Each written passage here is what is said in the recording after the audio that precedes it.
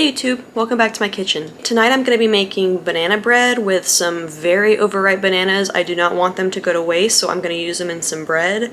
This is one of my favorite recipes. We really love to toss in some chocolate chips and pecans just to give it a little bit more something to crunch into. So let's go ahead and get set up and get started. I'm going to be doubling today's recipe, which I'll link in the description, but I'll start with 5 overripe bananas. Look how ripe those are.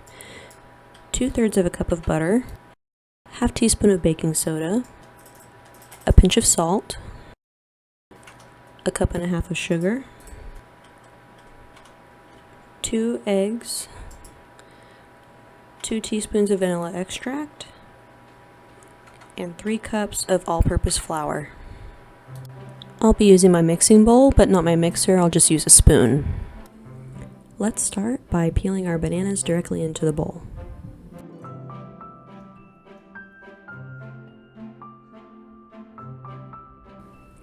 Next, we'll add our melted butter,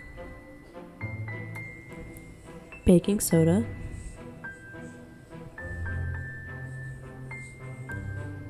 salt, sugar,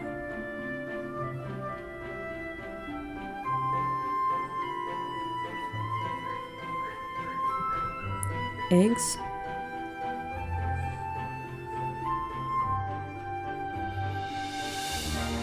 vanilla,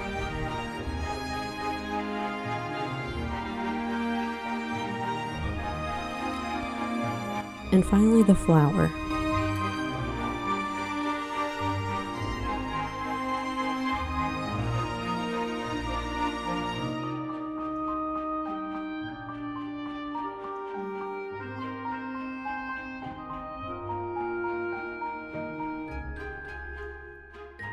Once all of our ingredients are in the bowl, we can get everything nice and mixed together.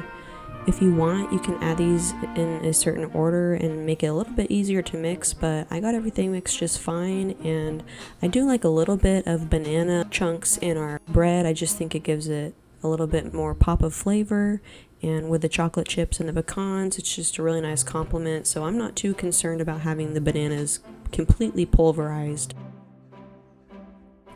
Speaking of chocolate chips, let's go ahead and get those added. And I'm gonna go chop some pecans and get those added as well. Time for one last mix. By the way, this is a great example of the folding method if you ever need to fold in the cheese.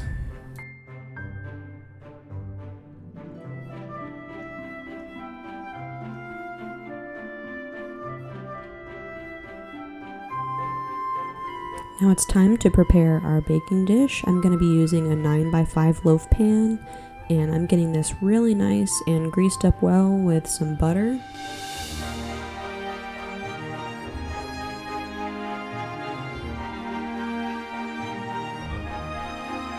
And then to the buttered baking dish, we're going to sprinkle some flour and make sure it evenly coats the bottom and where all the butter is. This is just going to make sure our bread doesn't stick to the pan.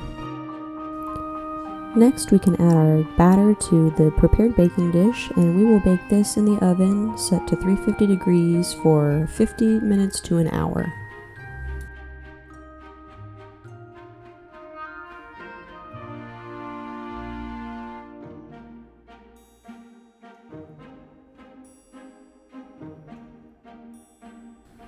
And here is a clip of the finished product. Looks great.